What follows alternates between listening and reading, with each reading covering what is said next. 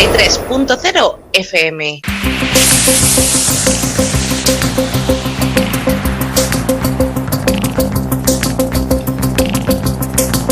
En la frontera del tiempo.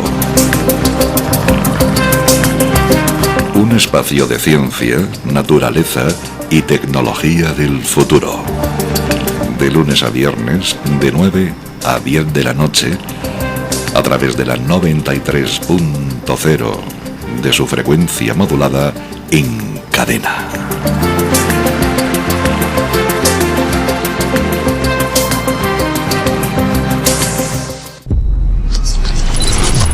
...93.0...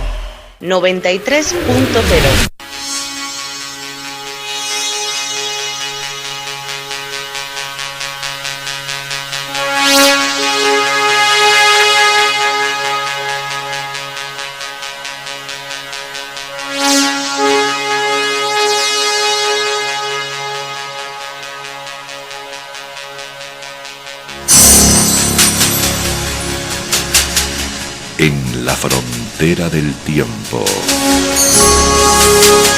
Un espacio dirigido y presentado por ella. En la 93.0 FM.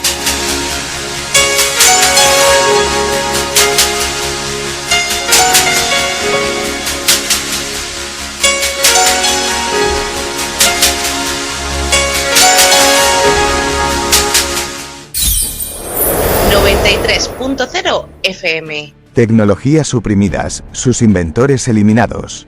Exploremos las historias jamás contadas de innovadores cuyas ideas revolucionarias fueron sofocadas, envueltas en el misterio y dejadas al margen de la historia. Descubrimos el revolucionario carburador Ogle y a su inventor, Tom Ogle, que desafió las normas de ahorro de combustible.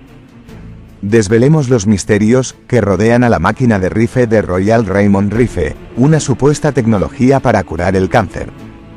Profundicemos en la pila de combustible de agua de Stanley Meyer y su controvertido impacto en las energías alternativas. Exploremos el viaje de Thomas Townsend Brown con la tecnología antigravedad y su esquivo potencial. Conozcamos la visión de Nikola Tesla sobre la energía inalámbrica gratuita con la Torre Wardenclyffe. Investiguemos el generador de orgón de Wilhelm Reich y su controvertido papel en la medicina alternativa.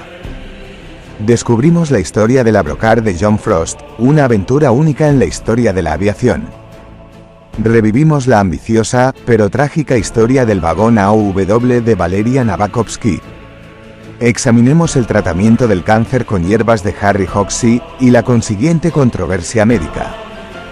Profundicemos en el polémico debate sobre la fusión fría de Martin Fleischmann y Stanley Pons.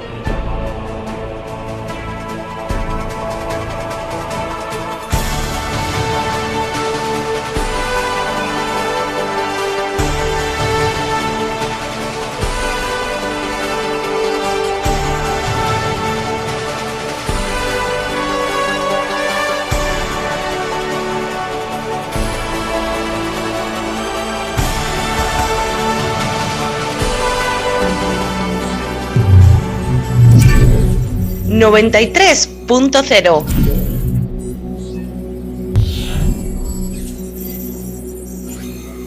93.0. FM.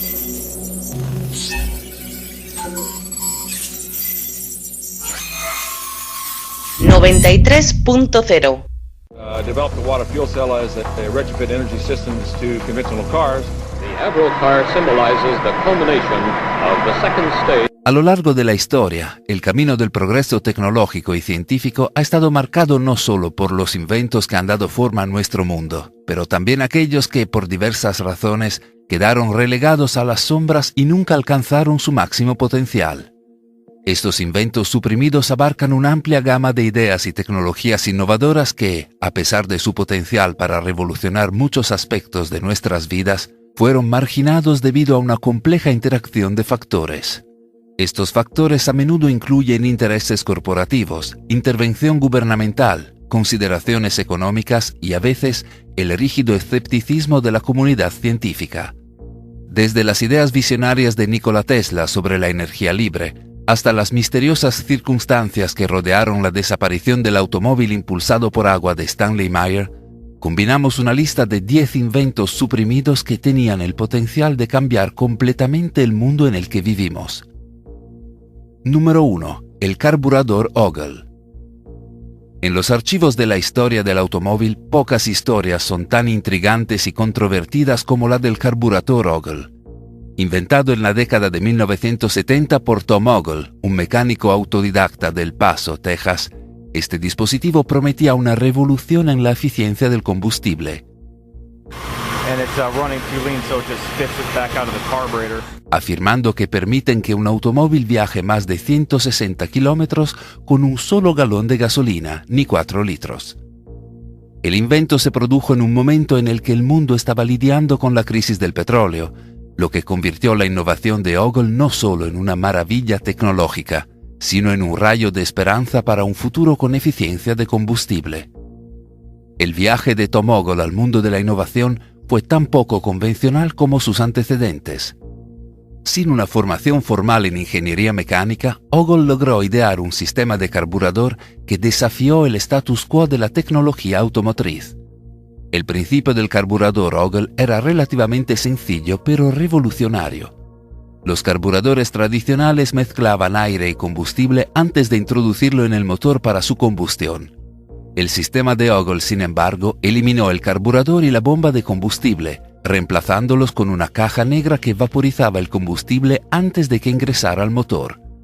Este sistema de combustible vaporizado permitió una combustión más eficiente, reduciendo significativamente la cantidad de combustible necesaria para impulsar el motor. Ogle afirmó que su sistema podía mantener el rendimiento y la potencia de un automóvil y al mismo tiempo reducir drásticamente el consumo de combustible. Las implicaciones eran enormes. No solo ahorraría dinero a los consumidores, sino que también reduciría la dependencia del petróleo y reduciría las emisiones de los automóviles. El invento de Ogle rápidamente llamó la atención del público. En 1977 hizo una demostración de su Ford Galaxy modelo 1970 modificado, que supuestamente logró una extraordinaria eficiencia de combustible. La historia fue recogida por varios medios de comunicación, lo que impulsó a Ogle a la fama instantánea. Recibió patentes por su invento y fue cortejado por inversores y grandes empresas, intrigados por el potencial de su sistema de ahorro de combustible. Los expertos en automoción estaban desconcertados sobre cómo el carburador Ogle podía alcanzar una eficiencia tan alta sin modificaciones significativas en el motor. A pesar del escepticismo, Ogle continuó promocionando su invento, rechazando ofertas sustanciales para comprar sus patentes. Estaba decidido a implementar su sistema a gran escala, pero su sueño se vio truncado de repente. En 1981, Tom Ogle murió en circunstancias misteriosas a la edad de 24 años. Si bien los relatos oficiales declararon que su fallecimiento se debió a una sobredosis de alcohol y medicamentos recetados, amigos y defensores levantaron sospechas de juego sucio, considerando las importantes implicaciones financieras involucradas. La muerte de Tom Ogle dio lugar a numerosas teorías de conspiración. Algunos creían que la industria petrolera, amenazada por la perspectiva de una reducción drástica del consumo de combustible, contribuyó a la supresión de su invento. Otros especularon que era obra de los fabricantes de automóviles que temían el impacto de dicha tecnología en su modelo de negocio. El carburador Ogle, a pesar de su promesa inicial, se desvaneció en la oscuridad. Las patentes existen, pero ningún fabricante importante de automóviles ha implementado la tecnología en un vehículo de producción. Las razones son materia de especulación. Algunos sostienen que el carburador nunca fue tan eficaz como se afirma, mientras que otros sostienen que la supresión por parte de intereses poderosos es responsable de su desaparición. Número 2. La máquina Rife. A principios del siglo XX, Royal Raymond Rife, un inventor y científico estadounidense, se embarcó en un viaje que lo llevaría a los márgenes de la ciencia médica. Desarrolló la máquina Rife, un invento que, según él, podía diagnosticar y curar eficazmente el cáncer. El viaje de Rife se desarrolla como una saga multifacética, marcada por inventos pioneros y una batalla polémica con el establishment médico. Todo comenzó en la década de 1930, cuando Rife creó el microscopio universal, que fue una obra maestra de la ingeniería óptica. Según se informa, contaba con aumentos de más de 60.000 veces, superando las capacidades de los microscopios estándar de la época. Esto permitió a Rife observar virus vivos en su estado activo, una hazaña que no era posible con los microscopios electrónicos de su época, ya que requerían que las muestras estuvieran muertas y teñidas. Rife afirmó que su microscopio utilizaba un complejo sistema de prismas y lentes giratorias para desviar la luz de nuevas formas, iluminando los diminutos virus. Paralelamente a su trabajo con el microscopio, Rife desarrolló la máquina Rife, un invento que podía curar todo tipo de virus y bacterias, además de células cancerosas. La máquina se basó en el principio de que cada organismo tiene su propia frecuencia electromagnética única. Rife afirmó que si se pudiera encontrar la frecuencia correcta, se podría destruir un patógeno o una célula cancerosa sin dañar el tejido circundante. Realizó varios experimentos y, según se informa, curó el cáncer en animales de laboratorio y luego en pacientes humanos. Las afirmaciones de Rife fueron extraordinarias. Afirmó que su tecnología tenía una tasa de éxito del 100% en el tratamiento del cáncer. En 1934 incluso dirigió una clínica que, según él, resultó en el tratamiento exitoso de 16 pacientes con cáncer. Estas afirmaciones habrían representado un avance monumental en la ciencia médica y habrían salvado potencialmente millones de vidas. Sin embargo, el trabajo de Rife fue recibido con escepticismo y hostilidad por parte del establecimiento médico. Los críticos argumentaron que las afirmaciones de Rife sobre la curación del cáncer eran infundadas, a pesar de que había pacientes con cáncer que afirmaban que él los había curado. El punto de inflexión se produjo cuando la Asociación Médica Estadounidense, AMA, presentó una demanda contra Rife. You've been accused of practicing medicine without a license. It's a very grave charge, son. Are you aware that it's unlawful? La batalla legal fue ardua y costosa. Según los informes, tras la demanda, los laboratorios de Rife fueron saqueados y sus documentos de investigación destruidos. Sus partidarios afirmaron que hubo un esfuerzo concertado por parte del establishment médico para desacreditar y suprimir su trabajo, impulsado por intereses financieros y amenazado por las tecnologías potencialmente disruptivas de Rife. La vida de Rife después de la demanda fue trágica, se volvió solitario y su salud se deterioró. Murió en 1971, sin un céntimo, en gran parte olvidado y cruelmente desacreditado. Sin embargo, su legado siguió vivo. En los años posteriores a su muerte, el trabajo de Rife ganó seguidores de culto. Su máquina se convirtió en un símbolo de la medicina alternativa y un punto de reunión para aquellos desconfiados de la ciencia médica convencional. Número 3. La pila de combustible de agua. En el ámbito de las energías alternativas, pocas historias son tan convincentes y enigmáticas como la de Stanley Meyer y su Water Fuel Cell. Stanley Meyer, un inventor de Ohio, introdujo la pila de combustible de agua en los años 1980.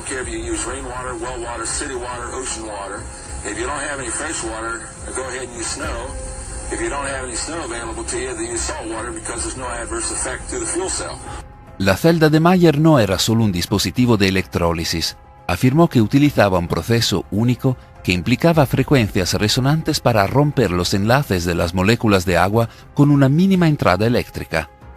Meyer demostró su invento en un buggy que, según afirmó, funcionaba enteramente con su pila de combustible de agua. Según él, el vehículo podría utilizar agua como combustible, convirtiéndola en gases de hidrógeno y oxígeno, que luego se utilizarían para generar la combustión. Este concepto era revolucionario y prometía una fuente de combustible abundante, barata y respetuosa con el medio ambiente. Atrajo una atención significativa y Meyer incluso apareció en las noticias locales y despertó interés en el extranjero. Here at 6 o'clock, an age-old dream becoming a reality. A local inventor has discovered a way, hear this, to use water to run your car. A pesar del entusiasmo inicial, las afirmaciones de Meyer fueron recibidas con escepticismo por parte de la comunidad científica. Su historia dio un giro dramático el 20 de marzo de 1998. Mayer, que estaba cenando en un restaurante, de repente salió corriendo, agarrándose la garganta. De repente cayó al suelo y murió poco después. La causa oficial de la muerte fue un aneurisma cerebral, pero esto no impidió que surgieran numerosas teorías de conspiración. Los partidarios del trabajo de Mayer especularon que podría haber sido envenenado o atacado de otro modo debido a la amenaza que su invento representaba para la industria petrolera mundial. Tras la muerte de Mayer, persistió el interés en su pila de combustible de agua, y varios individuos y grupos intentaron replicar su trabajo. Sin embargo, nadie ha demostrado con éxito un modelo funcional del dispositivo de Mayer que muestre claramente la producción de energía de una manera consistente con sus afirmaciones. Si bien el invento de Mayer prometía un mundo libre de las cadenas de los combustibles fósiles, su misteriosa muerte dejó muchas preguntas sin respuesta. La pila de combustible de agua sigue siendo un símbolo de esperanza para algunos y un tema de escepticismo para otros, una parte vital de la búsqueda de energía limpia e ilimitada. Número 4. Dispositivo antigravedad. En los anales de la física experimental y la ciencia marginal, pocas figuras son tan enigmáticas como Thomas Townsend Brown. Su trabajo sobre tecnología antigravedad, que comenzó a principios del siglo XX, ha provocado décadas de debate, fascinación y escepticismo. La exploración de Brown en electrogravítica, el estudio del comportamiento gravitacional de los sistemas cargados eléctricamente, lo llevó a desarrollar lo que afirmó ser un dispositivo antigravedad. Un concepto que podría revolucionar nuestra comprensión de la física y el transporte.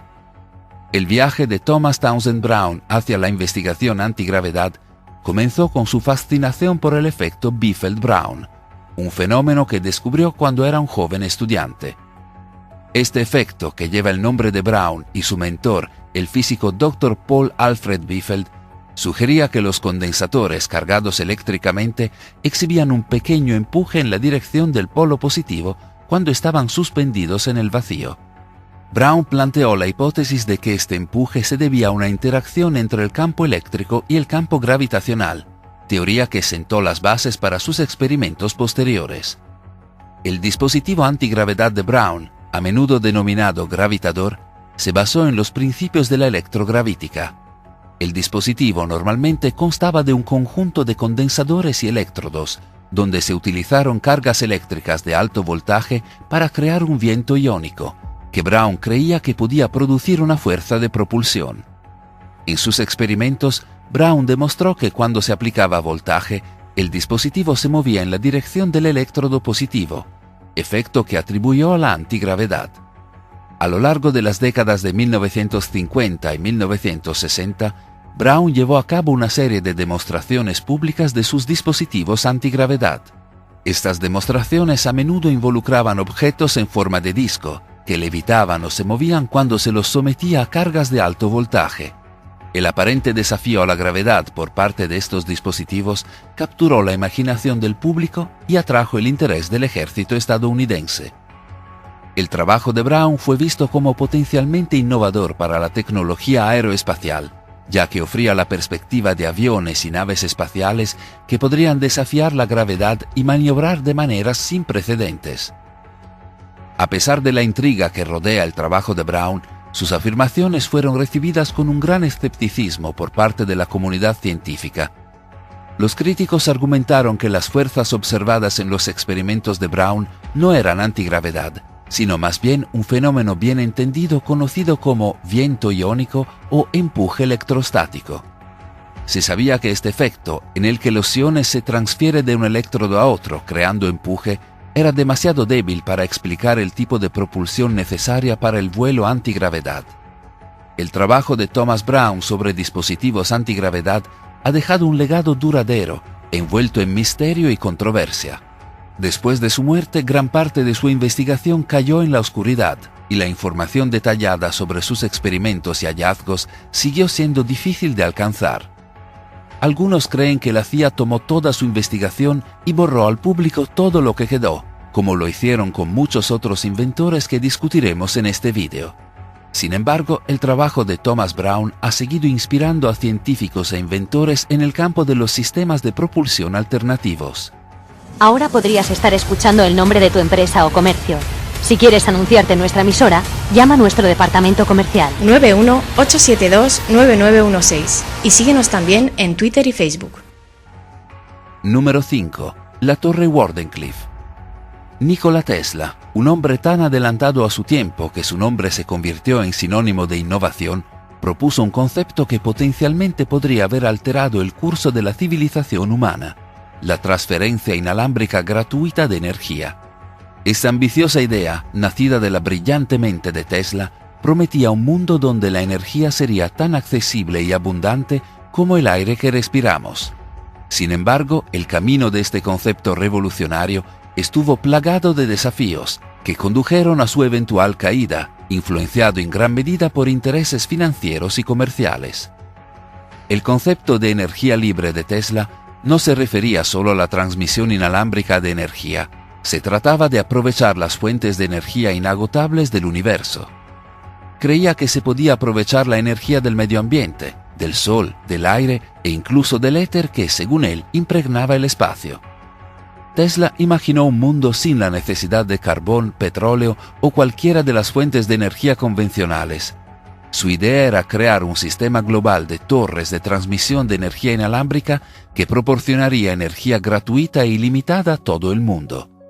El paso más significativo hacia la realización del sueño de Tesla de transmitir energía inalámbrica fue la construcción de la Torre Wardenclyffe en Shoreham, Nueva York. Esta torre fue diseñada para ser el primer sistema de transmisión del mundo, transmitiendo señales y energía sin cables a cualquier punto del mundo. La Torre Wardenclyffe no era solo una maravilla tecnológica, era la encarnación de la visión de Tesla de un futuro impulsado por energía libre. El ambicioso proyecto de Tesla llamó la atención del financiero JP Morgan, quien inicialmente proporcionó financiación para la Torre Wardenclyffe. To get you started, I'll give you $150,000 to cover your costs of research. Morgan estaba interesado en el potencial comercial de la comunicación inalámbrica, pero estaba menos entusiasmado con el concepto de energía libre. Cuando se hizo evidente que el objetivo principal de Tesla era la transmisión inalámbrica de energía gratuita, Morgan comenzó a retroceder. How can we use your light show for the purpose of transmitting radio signals? Se dio cuenta de que esta tecnología, si tenía éxito, sería difícil de monetizar en comparación con la electricidad por cable que se podía medir fácilmente, y dejó de financiar el proyecto. La retirada de la financiación de JP Morgan fue un duro golpe para el proyecto de Tesla. Sin el respaldo financiero, Tesla tuvo dificultades para continuar su trabajo en la Torre Wardenclyffe. El proyecto estuvo plagado de deudas y desafíos logísticos, lo que finalmente llevó a su abandono. La torre fue desmantelada en 1917 y el sueño de Tesla de un mundo impulsado por energía inalámbrica y gratuita quedó sin cumplirse. A pesar de no poder hacer realidad su gran visión, las ideas de Tesla sobre la transmisión inalámbrica de energía dejaron un impacto duradero en la comunidad científica. Su trabajo sentó las bases para futuras innovaciones en comunicación inalámbrica y transmisión de energía. La visión de Tesla también provocó un debate más amplio sobre las posibilidades de aprovechar las fuentes de energía renovables y el potencial de un futuro en que la energía sea más accesible y sostenible. Su concepto de transferencia de energía inalámbrica y gratuita sigue inspirando a científicos, inventores y entusiastas de todo el mundo. Desafortunadamente, Tesla murió en la pobreza, burlado por la comunidad científica establecida y sin realizar sus sueños. Sus documentos y todas sus ideas fueron confiscados por el gobierno de los Estados Unidos y no se compartió nada importante con el público. La visión de Tesla de un mundo sin las limitaciones de las fuentes de energía convencionales resuena con fuerza en una época en la que la búsqueda de soluciones energéticas sostenibles y renovables se ha vuelto más crítica que nunca. Su trabajo sirve como recordatorio del poder de la innovación y la importancia de perseguir ideas que desafíen el status quo, incluso frente a obstáculos formidables. Número 6. El generador de Orgón. El generador de Orgón, un dispositivo desarrollado por el psicoanalista austríaco Wilhelm Reich, es uno de los inventos más intrigantes y controvertidos en el campo de la medicina alternativa. Wilhelm Reich, inicialmente parte del círculo de Sigmund Freud, se apartó de las doctrinas psicoanalíticas tradicionales y ahondó en áreas que combinaban aspectos psicológicos y físicos de la salud humana. En la década de 1930 comenzó a desarrollar la teoría de la energía orgónica, que describió como una forma de energía que impregnaba todos los seres vivos y la atmósfera. Reich creía que el orgón era el sustrato de toda la vida, una fuerza vital de color azul brillante que podía observarse y medirse visualmente en sus experimentos. El generador de orgón de Reich, también conocido como acumulador de orgón, era un dispositivo que, según él, podía recolectar y almacenar energía orgónica del medio ambiente. La forma más común de este dispositivo era una estructura en forma de caja, lo suficientemente grande como para sentarse, hecha de capas alternas de materiales orgánicos e inorgánicos. Las capas orgánicas estaban destinadas a absorber la energía orgón y las metálicas a reflejarla, creando una concentración de energía dentro de las cajas. La afirmación de Reich sobre el generador de orgón eran amplias y ambiciosas. Propuso que esta energía orgónica concentrada podría usarse para una variedad de propósitos, desde mejorar la salud física y mental hasta incluso combatir enfermedades como el cáncer. Reich llevó a cabo varios experimentos y ensayos, afirmando resultados significativos en el tratamiento de diversas dolencias y afecciones utilizando energía orgónica. Todos los pacientes que utilizaron el generador orgón afirmaron que las afirmaciones de Reich son verdad. De hecho, hubo muchos que se curaron con su dispositivo. El generador de orgón y el concepto de energía orgón rápidamente generaron controversia. La comunidad científica descartó en gran medida las teorías de Reich, criticando la falta de evidencia empírica y la naturaleza aparentemente mística del orgón.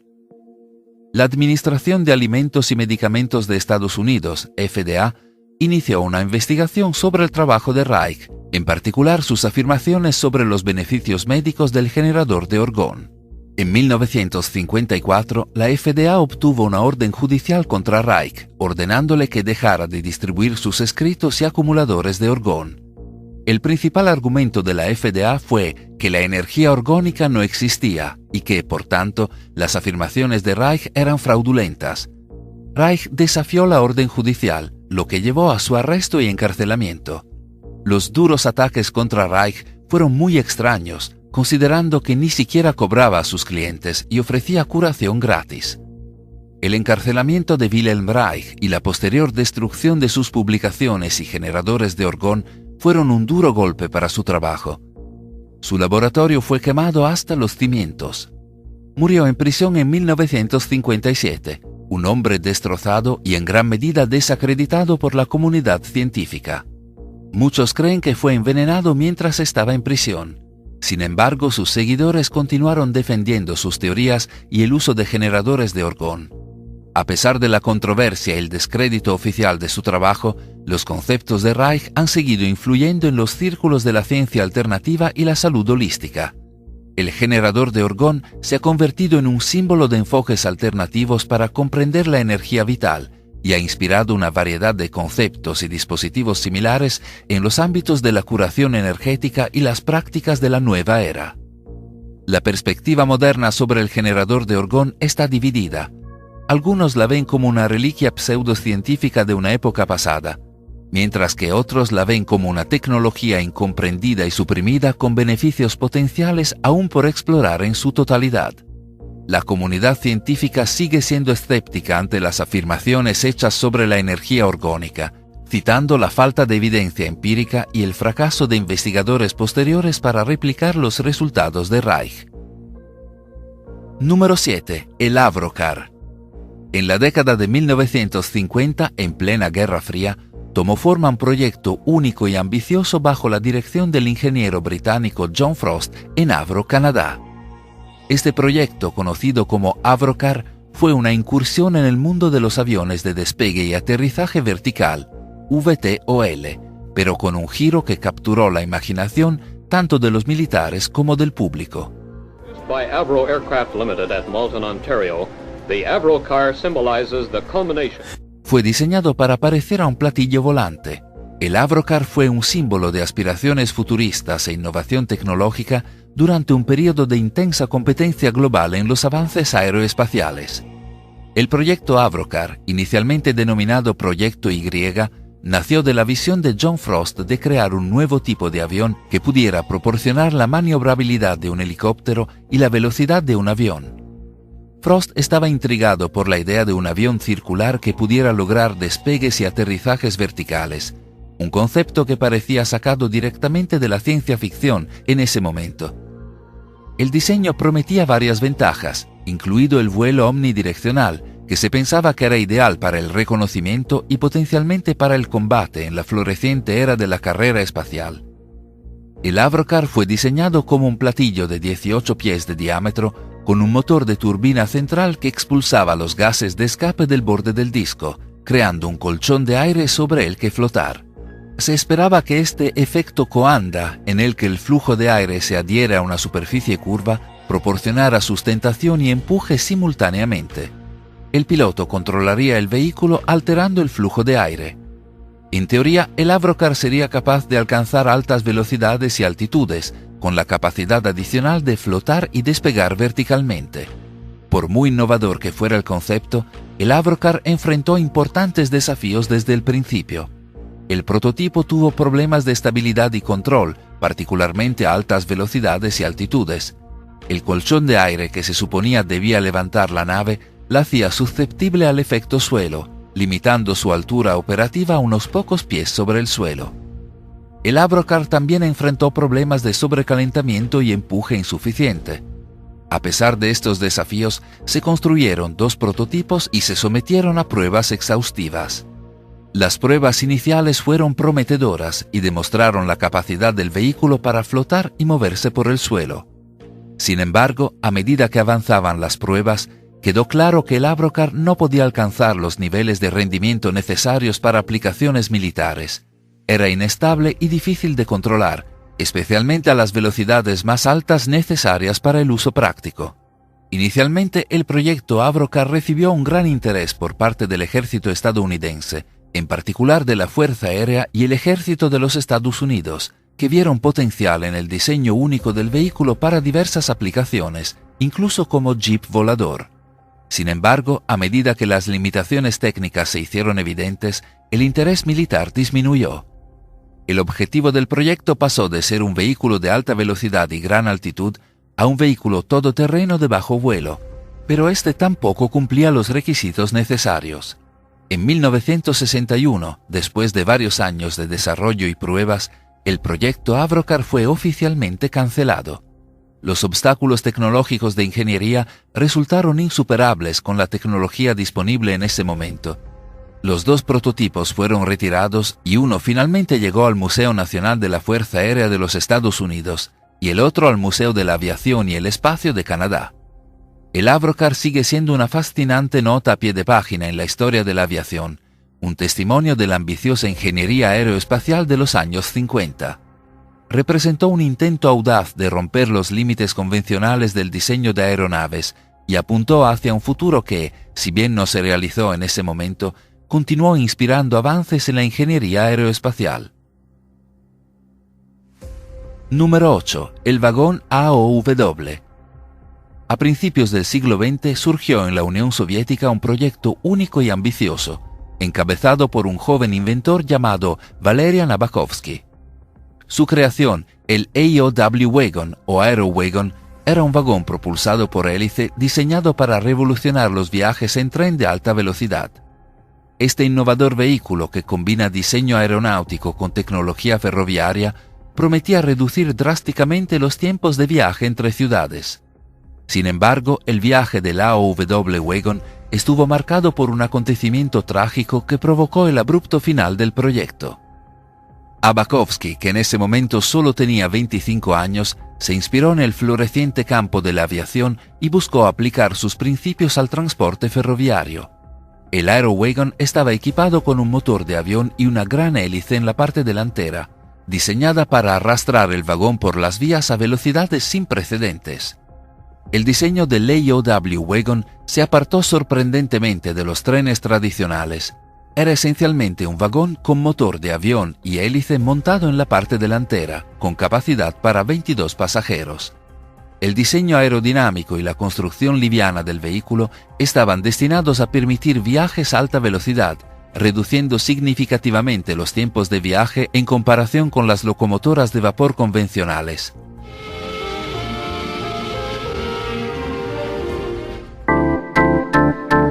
Escucha la 93 FM, en tu dial 93 en frecuencia modulada y online en www.la93fm.com.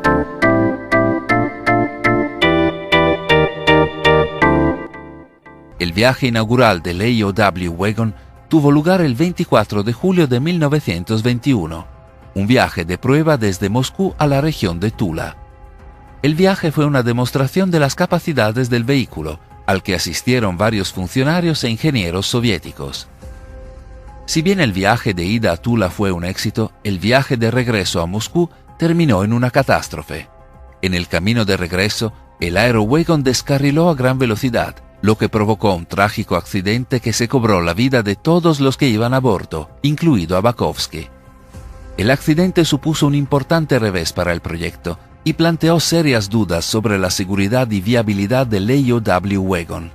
Una investigación sobre el accidente reveló que la alta velocidad del vehículo puede haber contribuido al descarrilamiento, lo que pone de relieve los desafíos que supone controlar un vagón de tan rápido movimiento en las vías existentes. La tragedia arrojó una larga sombra sobre el concepto de trenes propulsados por hélices, lo que generó escepticismo y aprensión ante proyectos similares. A pesar de su trágico final, el AOW Wagon fue un experimento audaz en el transporte ferroviario que representó un intento innovador de fusionar la tecnología aeronáutica con la ingeniería ferroviaria, con el objetivo de crear un nuevo modo de transporte terrestre de alta velocidad. El proyecto reflejaba el espíritu de innovación y la búsqueda de velocidad y eficiencia que caracterizaron a principios del siglo XX. Número 9. El tónico Hoxsey. El tratamiento a base de hierbas contra el cáncer de Harry Hoxsey, una mezcla de hierbas, minerales y otros ingredientes naturales, se erige como uno de los capítulos más controvertidos de la historia de la medicina alternativa. Hoxsey, un curandero autodidacta, afirmó que su remedio a base de hierbas podría tratar eficazmente el cáncer, afirmación que le valió elogios generalizados y críticas feroces. And we now have in our files and our records many thousands of case histories and records, pathological proof, X-ray photographic studies that we do positively cure cancer, both internal and external, and we now have records proving that the cure stands up for many years, as far back as over 20 years here in Texas. Su historia es una interacción compleja de supuesta curación, batallas legales y el debate duradero sobre tratamientos alternativos para el cáncer. El viaje de Harry Hoxsey hacia el tratamiento del cáncer comenzó en la década de 1920, a partir de una receta familiar supuestamente heredada de su bisabuelo. Se afirmaba que esta receta, una mezcla de hierbas que incluían trébol rojo, raíz de bardana y regaliz, tenía propiedades anticancerígenas. Hoxsey creía que esta mezcla de hierbas, combinada con cambios en la dieta y otras terapias naturales, podría desintoxicar el cuerpo y curar el cáncer. Animado por los testimonios de pacientes que afirmaban haberse curado, Hoxsey abrió su primera clínica en Illinois en 1924. Con el paso de los años amplió sus operaciones y abrió clínicas en varios estados de Estados Unidos. Estas clínicas ofrecían el tratamiento Hoxsey, que variaba según el tipo y la ubicación del cáncer, pero generalmente incluía un ungüento externo para los cánceres tópicos y un tónico interno para otros tipos. El tratamiento de Hoxsey rápidamente atrajo la atención y muchos pacientes apoyaron a gritos su eficacia, afirmando que efectivamente se curaron con la fórmula. Sin embargo, el establishment médico se mostró muy escéptico. Los críticos argumentaron que no había evidencia científica que respaldara las afirmaciones de Hoxsey y que su tratamiento era, en el mejor de los casos, un placebo y, en el peor, potencialmente dañino. A pesar de la falta de respaldo médico convencional, las clínicas de Hoxsey continuaron atrayendo pacientes, muchos de los cuales recurrieron a su tratamiento después de que las terapias convencionales contra el cáncer habían fracasado. Esta popularidad alimentó aún más la controversia, con Hoxsey posicionándose como un héroe popular que lucha contra el sistema médico establecido. La amplia popularidad de Hoxsey y sus audaces afirmaciones condujeron inevitablemente a desafíos legales. La Asociación Médica Estadounidense, AMA, la Administración de Alimentos y Medicamentos, FDA, y otros organismos reguladores acusaron a Hoxsey de practicar la medicina sin licencia y vender medicamentos no aprobados. Siguió una batalla legal prolongada, en la que Hoxsey defendió su derecho a ofrecer tratamientos alternativos contra el cáncer. Uno de los enfrentamientos legales más importantes se produjo en 1950, cuando la FDA presentó una demanda contra Hoxsey por promover curas no probadas para el cáncer. Las batallas legales que siguieron fueron largas y complejas e involucraron numerosos casos judiciales y apelaciones. La presión continua del establishment médico y del sistema legal finalmente llevó al cierre de las clínicas de Hoxsey en Estados Unidos. Sin embargo, su historia no terminó allí. En 1963, la jefa de enfermeras de Hoxsey, Mildred Nelson, trasladó la operación de tratamiento a Tijuana, México, donde continuó operando bajo el nombre de Centro Biomédico. El centro atrajo a pacientes de todo el mundo, continuando el legado de Hoxsey. La historia del tratamiento del cáncer a base de hierbas de Harry Hoxsey es un recordatorio conmovedor de las complejidades que rodean los tratamientos médicos alternativos. Subraya los desafíos que enfrentan las terapias que existen fuera del ámbito de la medicina convencional, especialmente en el área altamente sensible y crítica del tratamiento del cáncer, que es una industria que vale miles de millones de dólares. La historia de Hoxsey no se trata solo de un remedio a base de hierbas. Se trata de temas más amplios como la esperanza, la curación y el debate en curso sobre los límites de la práctica médica. Número 10. Fusión fría. En 1989, el mundo científico se vio sacudido por un anuncio de los químicos Martin Fleischmann y Stanley Pons, quienes afirmaban haber logrado una reacción nuclear a temperatura ambiente, un proceso que denominaron fusión fría. Esta extraordinaria afirmación sugería un futuro en el que se podría producir energía de forma barata, limpia y abundante, revolucionando el panorama energético mundial. Sin embargo, la controversia y los desafíos resultantes en torno a la fusión fría la han convertido en uno de los temas más debatidos en la ciencia moderna. Martin Fleischmann, un renombrado electroquímico, y Stanley Pons, entonces presidente del Departamento de Química de la Universidad de Utah, anunciaron en marzo de 1989 que habían producido con éxito una reacción de fusión nuclear a temperatura ambiente. En la fusión nuclear tradicional, como ocurre en el Sol, se requieren inmensos calor y presión para obligar a los átomos a fusionarse, liberando grandes cantidades de energía. La afirmación de Fleischmann y Pons de lograr este proceso en condiciones ambientales fue nada menos que revolucionaria. El experimento realizado por Fleischmann y Pons implicó la electrólisis de agua pesada, óxido de deuterio, utilizando un electrodo de paladio. Informaron que su aparato producía un exceso de calor que no podía explicarse únicamente mediante reacciones químicas, lo que sugería que estaba en marcha un proceso nuclear. También afirmaron haber detectado subproductos como neutrones y tritio, típicamente asociados con reacciones nucleares. El anuncio generó un inmenso interés en todo el mundo, ante la perspectiva de una fuente de energía sencilla, inagotable y no contaminante. Sin embargo, también atrajo un intenso escepticismo por parte de la comunidad científica. Muchos expertos tenían dudas, ya que las afirmaciones parecían violar principios bien establecidos de la física nuclear. La crítica clave fue la falta de resultados consistentes y repetibles, una piedra angular de la investigación científica. Tras el anuncio, numerosos laboratorios intentaron replicar los resultados. Algunos informaron de éxitos, pero muchos no lograron reproducir el exceso de calor o los subproductos nucleares afirmados por Fleischmann y Pons.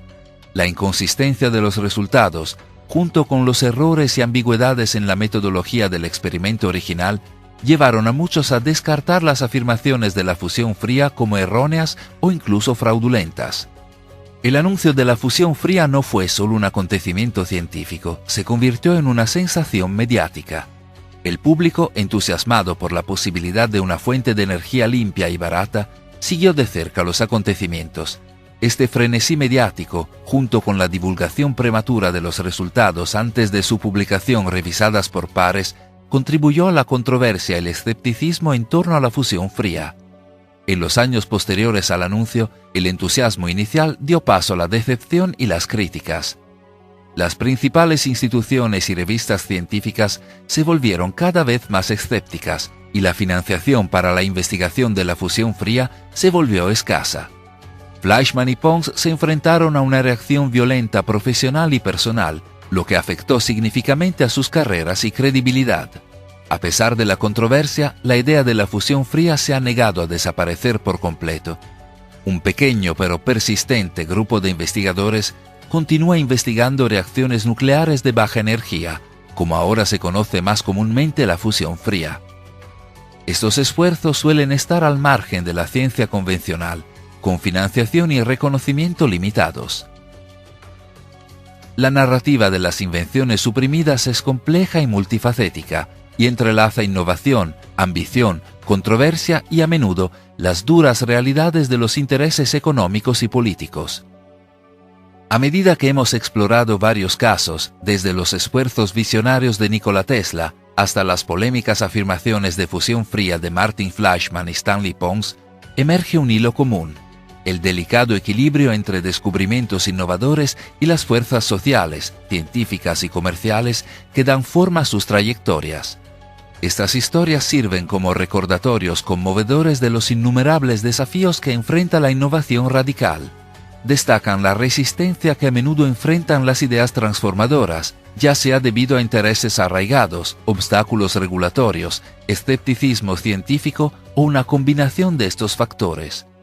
Las historias del Avrocar, el AOW Wagon y el tratamiento a base de hierbas de Harry Hoxsey, entre otros, subrayan la realidad de que el camino hacia la innovación rara vez es sencillo y con frecuencia está plagado de obstáculos, tanto externos como internos.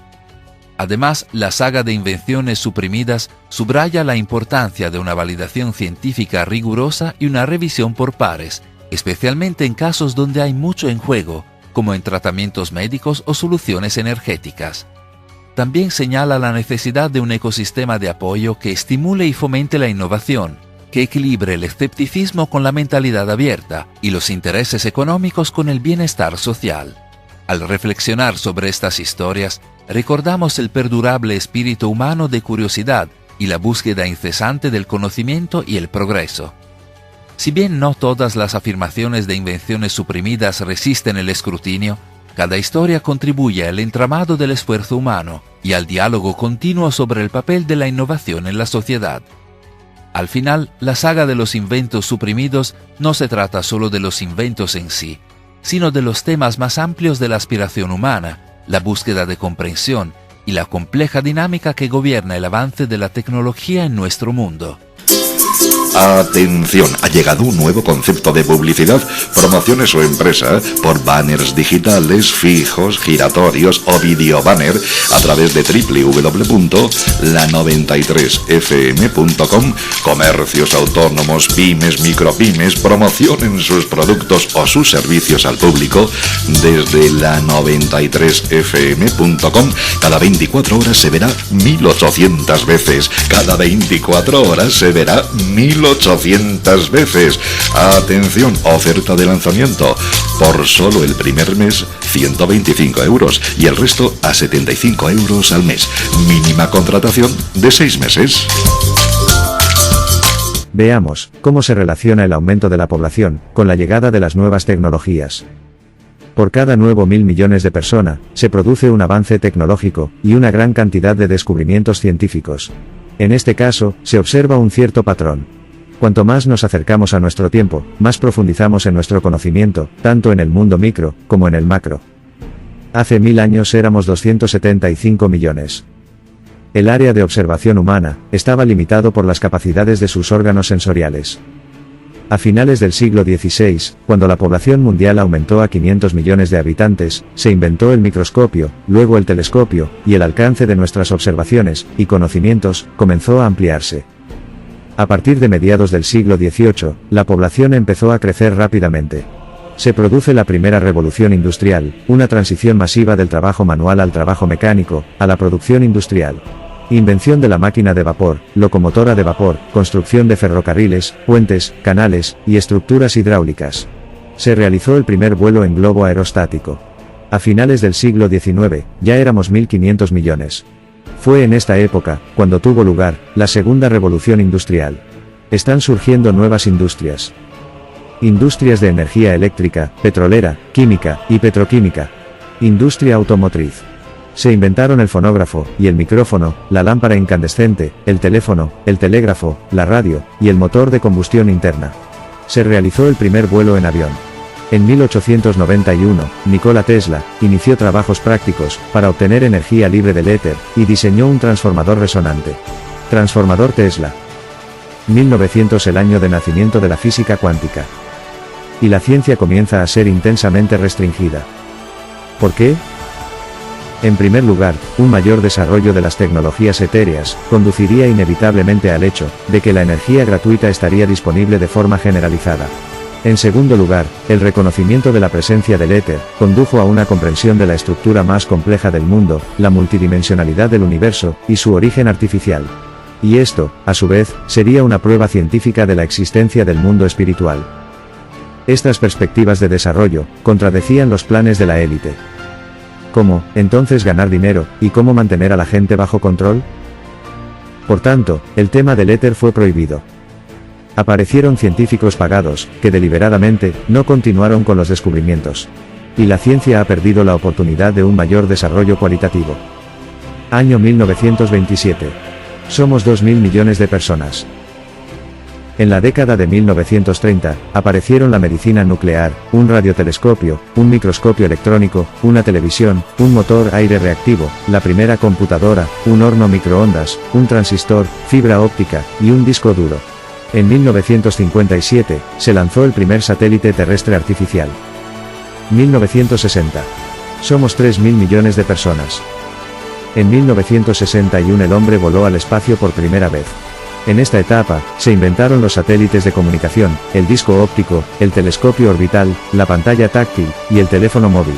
Las leyes de la física siguen funcionando, a pesar de todos los esfuerzos de la élite mundial, por frenar el desarrollo de la ciencia.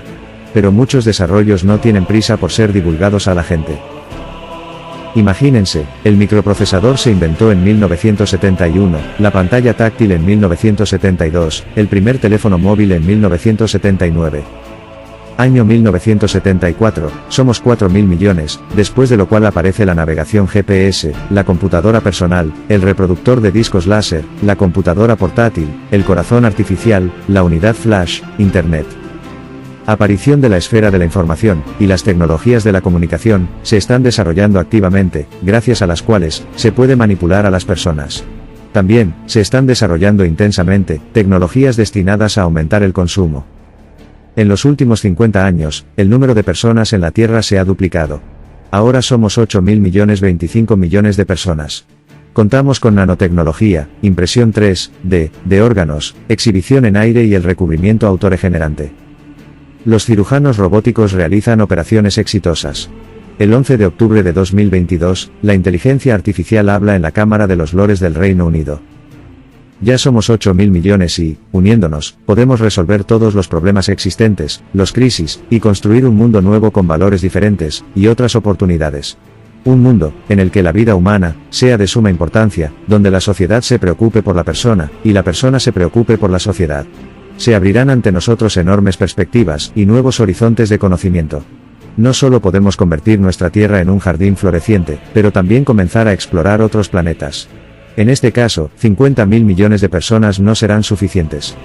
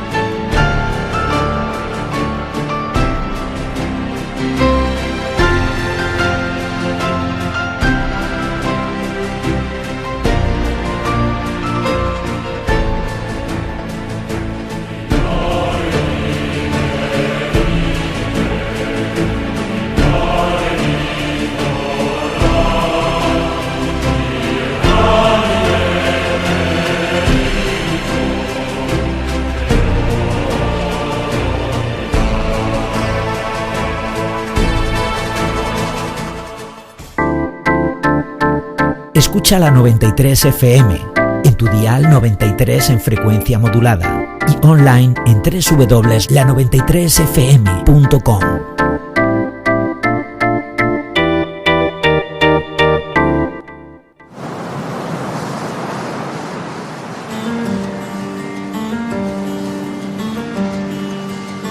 ¿Cuánto más hará falta el sermón del poder del amor? ¿Cuántas veces se invoca la paz y a la conciliación?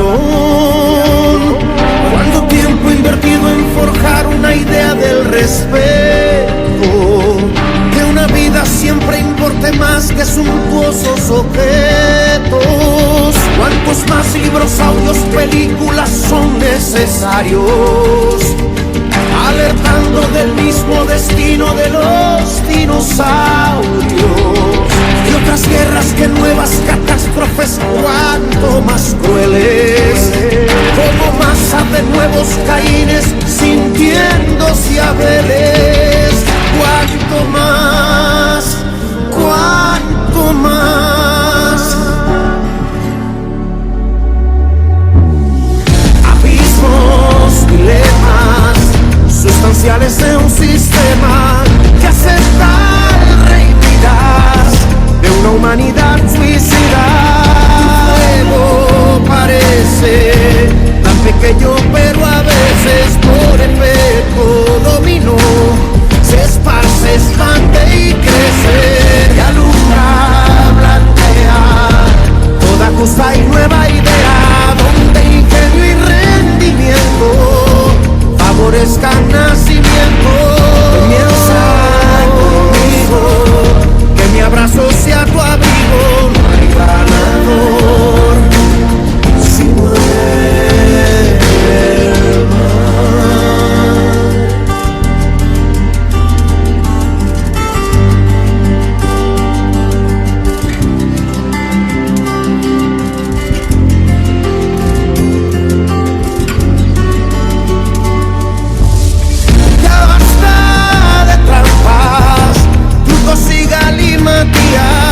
De tabular las almas, pues si fueran mercancías. La lluvia y la nieve, gotas que montañas mueve. Hará falta un gran ciclón que transforme este relieve. Que la ciencia prevalezca por sobre las soldadescas. Y si toca ser soldado, sé en defensa de olvidado. Comienza conmigo, que mi abrazo sea tu abrigo. No hay ganador si muere el mar.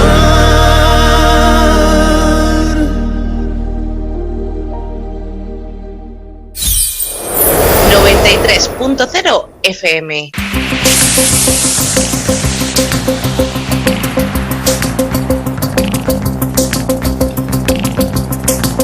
En la frontera del tiempo.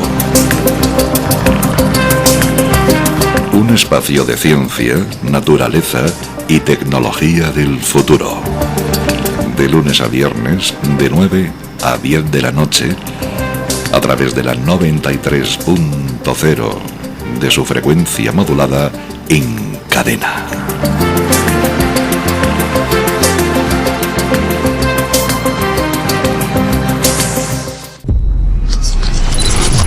...93.0